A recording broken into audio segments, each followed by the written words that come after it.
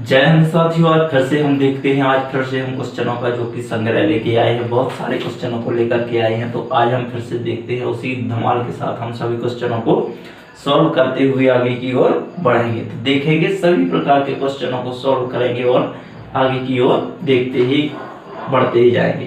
क्वेश्चनों को देखेंगे कि किस टाइप के क्वेश्चन आ रहे हैं और आने की संभावना है। तो सभी क्वेश्चनों को देखते हुए मैंने क्वेश्चनों को निकाला है और देखा है कि किस प्रकार के क्वेश्चनों की संभावना है आने में। तो उस प्रकार के क्वेश्चनों को, सभी टाइप के क्वेश्चन मैंने देख चुका हूं और मैं क्वेश्चनों को छांट करके लाया हूं। तो देखते हैं आज का जो प्रैक्टिस सेट है किस टाइप का है। तो सभी क्वेश्चनों को देखते हैं, एक एक करके क्वेश्चनों को देखते जाए।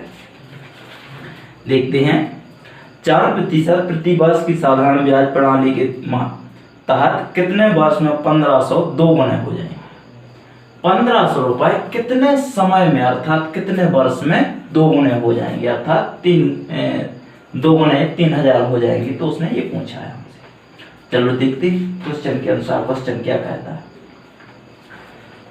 दर दी है उसने, दर कितनी दी है हमें, तो दर दी है 4%, इतनी ही दी है। उसने क्या कहा है कि जो मूलधन है, कितना दिया है, मूलधन कितना दिया हुआ है, तो 1500 रुपए।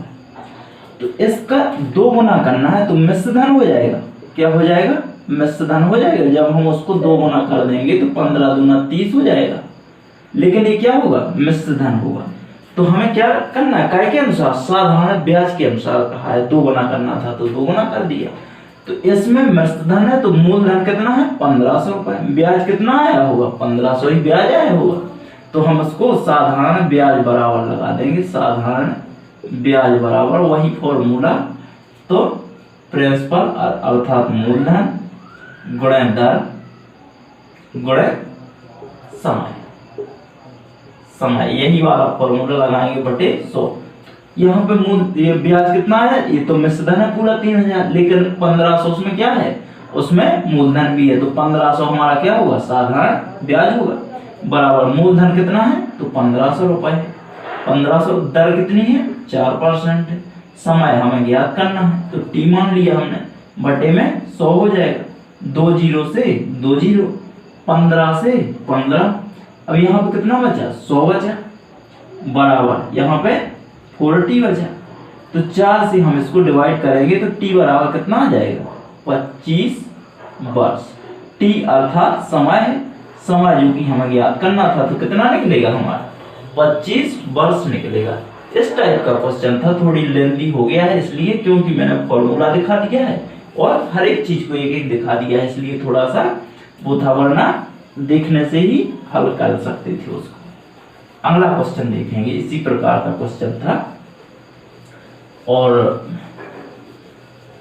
सभी क्वेश्चनों को एक बड़े इत्मीनान से करते हुए आगे की ओर बढ़ेंगे। 1000 रुपए 2 वर्ष में 1144.9 हो जाते हैं। तो मूलधन पर वार्षिक किस दर से चक्रवृद्धि ब्याज लगाया गया है। दर पूछिए कि दर कितनी निकालना है। तो उसने क्या पूछा है हमसे, दर निकालना है। जो मूलधन है वो कितना है, मूलधन कितना है, तो 1000 रुपए, 1000 ही। लेकिन उस पर ब्याज आ गया है, तो ब्याज कितना आ गया है, उसमें मिश्र धन। तो मिश्र धन तो होगा ही कोई मिश्र धन। तो मिश्र धन क्या है, 1144.9 इतना है। उसने क्या कहा है हमसे, 2 वर्ष। समय भी दिया है, कितना समय दिया हुआ है, समय दिया हुआ है हमको 2 वर्ष। उसने क्या कहा है हमसे, चक्रवृद्धि ब्याज के लिए कहा है, ना कि साधारण ब्याज के लिए। तो क्या ज्ञात करना है, चक्रवृद्धि ब्याज ज्ञात करना है। तो चक्रवृद्धि ब्याज बराबर क्या होता है, प्रिंसिपल अर्थात मूलधन गुणे 1 + r/100, उसमें रख देंगे हम। तो यहाँ पे मिश्र धन कितना है, 1144.9 बराबर प्रिंसिपल, तो 1000 हो जाएगा।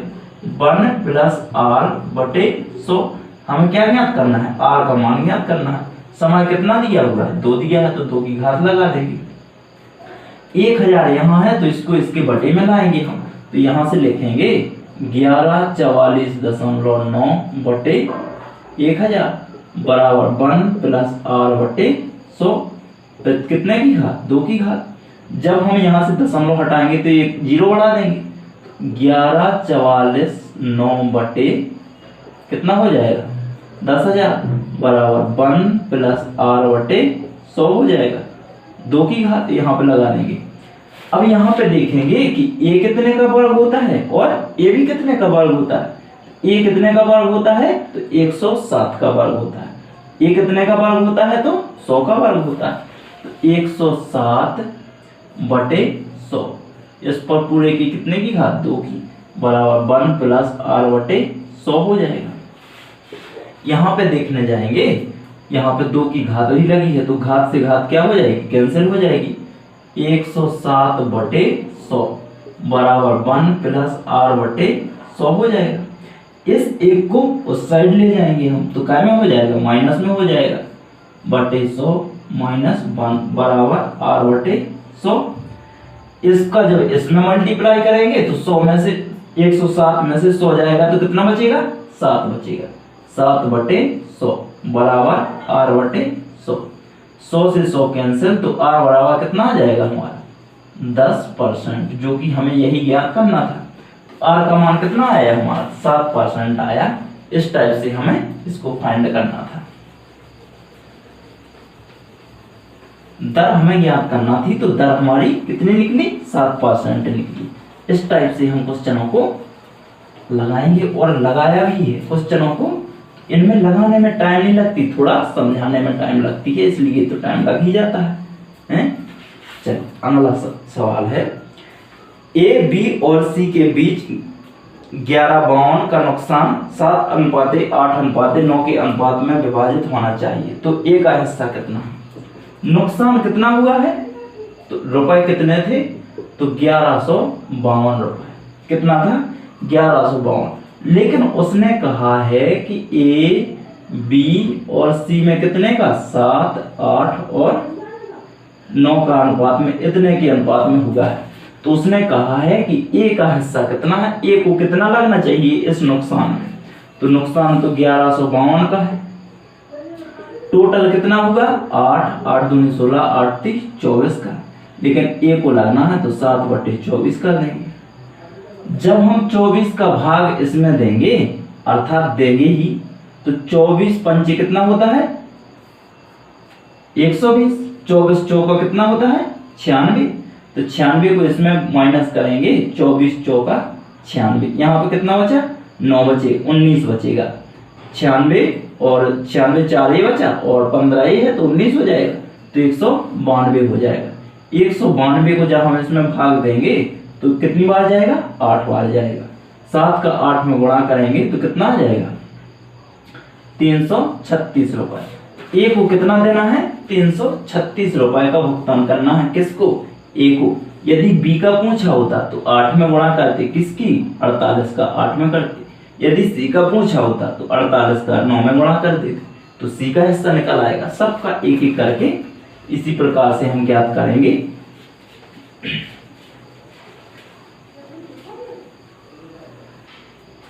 अगला क्वेश्चन है, देखते हैं। ए बी तथा सी ने 50,000 रुपए का व्यापार प्रारंभ किया।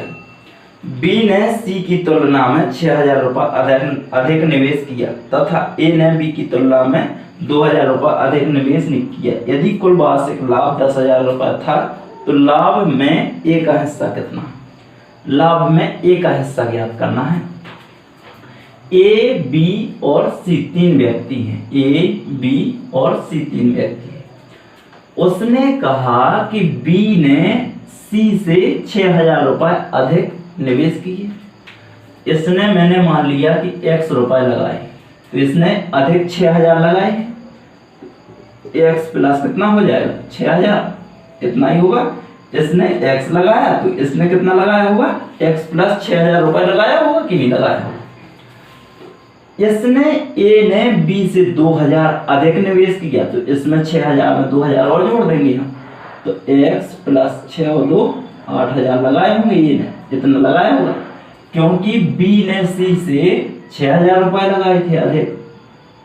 लेकिन ए ने बी से 2,000 अधिक लगाए थे तो 6,000 जो थे 2,000 और जोड़ दिए तो 8,000 लगा दिए। इसमें इतने लगा दिए।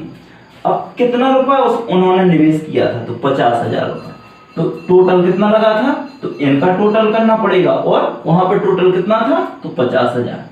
तो x plus 8,000 sorry, x plus 6,000 और प्लस x बराबर यहाँ पे कितना है, 50,000 रुपए। 1 2 3x, तो 3x प्लस 8 6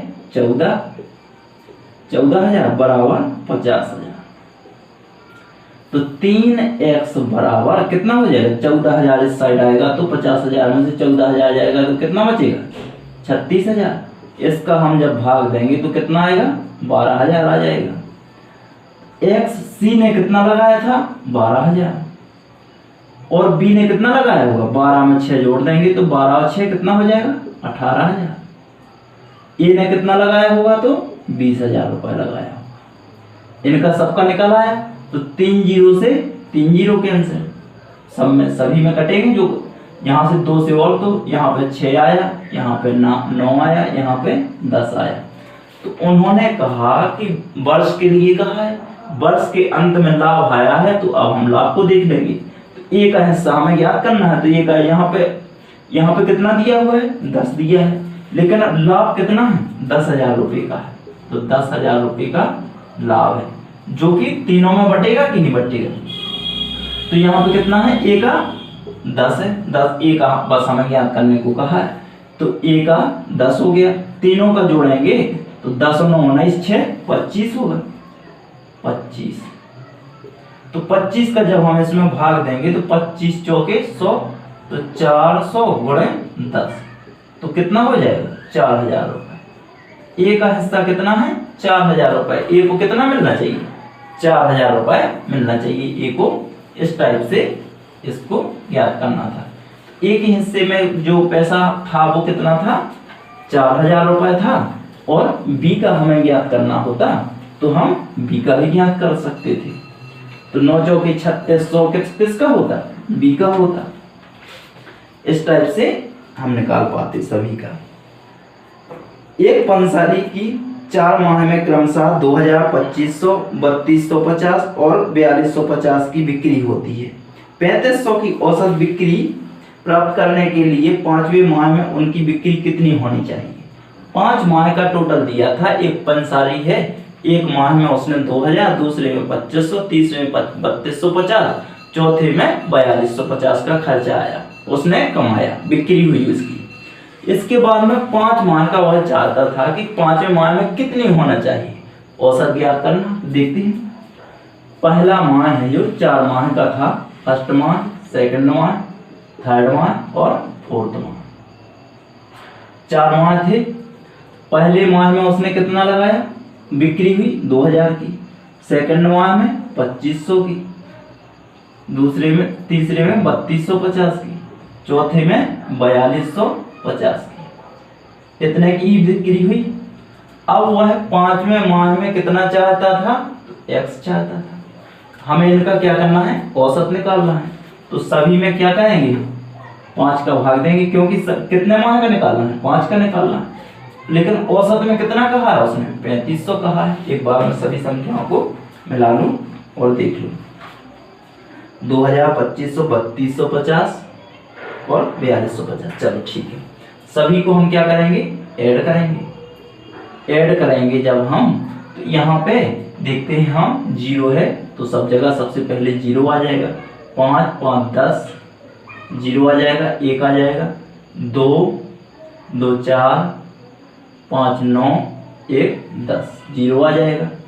4 3 7 7 और 4 11, 1 12, 12,000 प्लस x बटे 5 बराबर 3,500।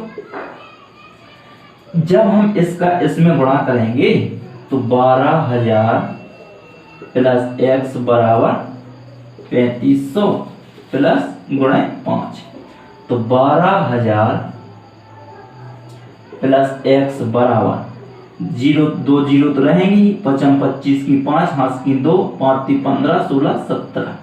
तो यदि यहाँ पे x का मान हमें ज्ञात करना है तो 17,500 माइनस 12,000, जब हम 17,500 में से 12,000 जाएंगे तो कितना आएगा हमारे पास? 5,500। तो 5वें माह में कितनी बिक्री होना चाहिए? 5,500 रुपए की होना चाहिए। तब हमें इस प्रकार से औसत हमारा निकला है। तो 5वें माह की जो बिक्री थी कितनी होना चाहिए? 5,500 रुपए की होना चाहिए। एवरेज इतना निकाला है उसमें। पहले माह में 2,000 हुई थी, जब दूसरा माह हुआ तो 500 बढ़ गए थे, तो 2500 की हुई थी। तीसरे माह में 700 बढ़े थे। इस प्रकार से बढ़ोतरी हुई तो उसने 5 माह का ज्ञात किया कितनी होना चाहिए। अगला क्वेश्चन देखते हैं। बी और सी मिलकर एक कार्य 40 दिन में पूरा कर सकते हैं, जबकि ए, बी और सी तीनों मिलकर वह कार्य 20 दिन में पूरा कर सकते हैं। ए अकेले वह कार्य कितने दिन में पूरा कर सकता है? ए को बस करना है। क्या नहीं कराओगे अब? बी और सी कितने दिन में करते हैं? ये 40 दिन में करते हैं।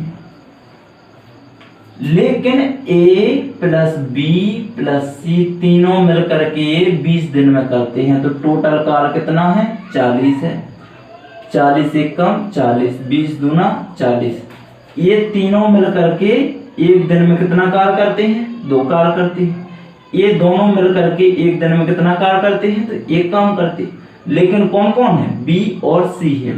तो हमें यहाँ से यदि इसमें से बी और सी का जो एक काम करते हैं इसमें से घटा देंगे तो हमें खाली किसका प्राप्त हो जाएगा? ए का प्राप्त हो जाएगा। तो ए कितना काम करता होगा? एक काम करता होगा। टोटल कार्य कितना है? 40 है।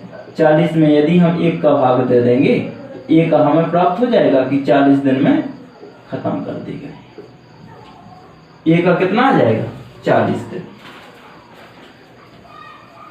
चलो अगला क्वेश्चन देखते हैं हम। इस टाइप का क्वेश्चन था और अगला क्वेश्चन देख लेंगे हम। एक आयताकार मैदान की चौड़ाई तथा लंबाई 3:4 के अनुपात में है और उन मैदान की क्षेत्रफल 1/12 हेक्टेयर है। तदनुसार उस मैदान की चौड़ाई कितनी है? चौड़ाई ज्ञात करना है। एक मैदान दिया हुआ है, कोई भी मैदान दिया है, लंबाई और चौड़ाई 3:4 है। यहाँ पे 3 दिया हुआ है और यहाँ पे 4 दिया है। इसकी हमें क्या करना है? चौड़ाई ज्ञात करना है। क्षेत्रफल दिया हुआ है तो यहाँ पे देखते हैं हम। हाँ, तो क्षेत्रफल बराबर क्या हो जाएगा? क्षेत्रफल बराबर लंबाई गुणा आयत। आयत का क्षेत्रफल क्या होता है? लंबाई गुणा चौड़ाई, यही होता है। क्षेत्रफल कितना दिया हुआ है? 1/12 दिया हुआ है। बराबर हेक्टेयर में है, लेकिन हेक्टेयर। लंबाई कितनी है? तो 3 मीटर और 4 मीटर। तो 3x गुणा 4x, इसको मान लेंगे मीटर में दी हुई है। तो 1/12 ये हेक्टेयर में है। जब हेक्टेयर को मीटर में बदलेंगे तो कितना जीरो आएंगे? 4 जीरो आएंगे। 4 जीरो बराबर 4 3 12 एक्स स्क्वायर। 12 यहाँ का यहाँ जाएगा तो 10,000 सॉरी बटे 12 12 144 बराबर एक्स स्क्वायर। एक्स का वहां जाएगा तो 100/12 फिर 2 की घात बराबर एक्स स्क्वायर। घात से घात कैंसिल, एक्स बराबर कितना आ जाएगा? 100/12। लेकिन उसने कहा हमसे क्या है? लंबाई या चौड़ाई क्या ज्ञात करना है? हमें चौड़ाई ज्ञात करना है। तो चौड़ाई यहाँ पे कितनी दी हुई है? 3 दी हुई है। तो 3 हम चौड़ाई हमारी 3 1 कम 3 3 चौके 12। तो एक्स बराबर कितना? 25 चौके 100, 25 मीटर आ जाएगी। तो चौड़ाई कितनी होगी? 25 मीटर, जो कि इस आयताकार मैदान की चौड़ाई 25 मीटर होगी। और यदि जो हमें ये ज्ञात करना थी तो हम ज्ञात कर पाते कि नहीं कर पाते? 4 का भाग देंगे तो 4 3 12 और 33 निकल आती। 33 सही में कुछ निकालती तो जो लंबाई थी वो निकल आती हमारी। तो 25 क्या निकली? हमारी चौड़ाई निकल आई। इस टाइप से क्वेश्चन को सॉल्व करना था। जब हम मीटर को हेक्टेयर को मीटर में चेंज करेंगे तो कितने का गुणा करना पड़ेगा? 10,000 का गुणा करना पड़ेगा।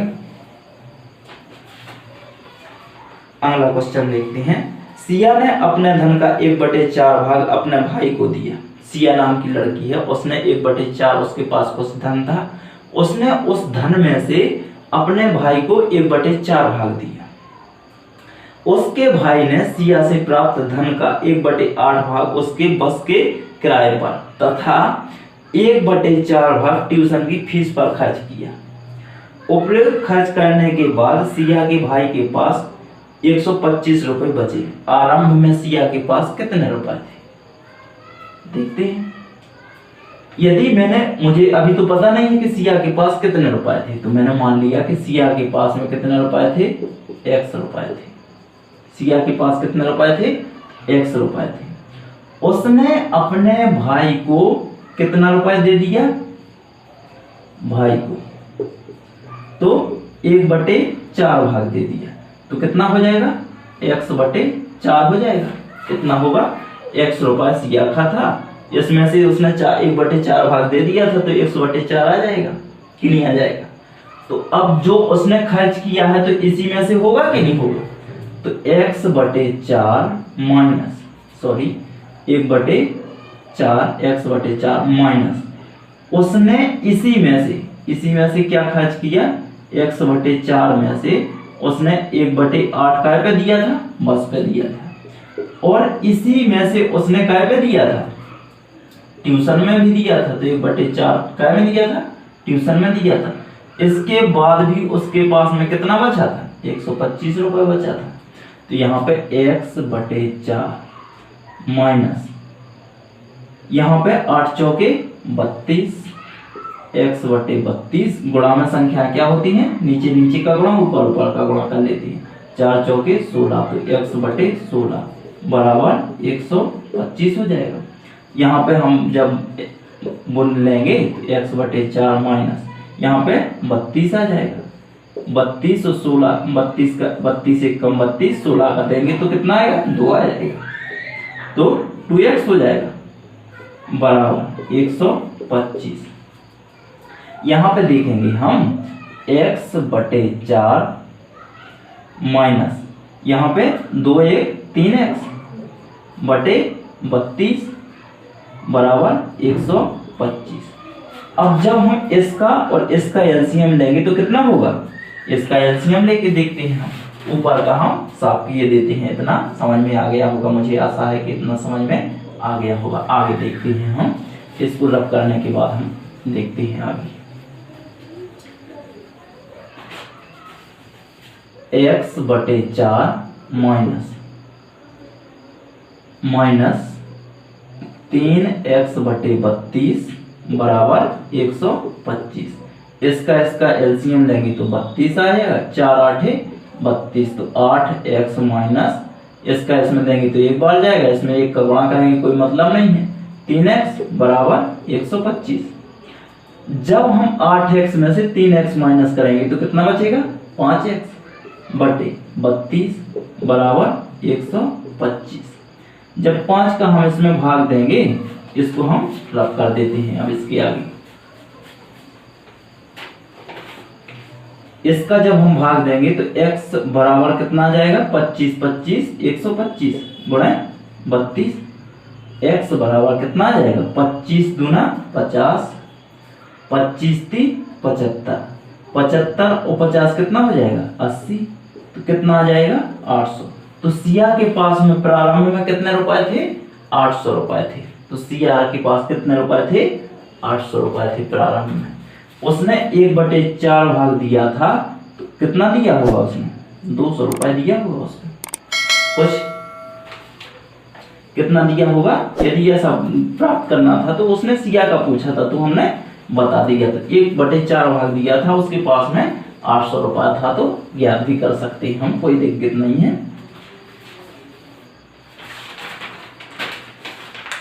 अगला क्वेश्चन देखते हैं।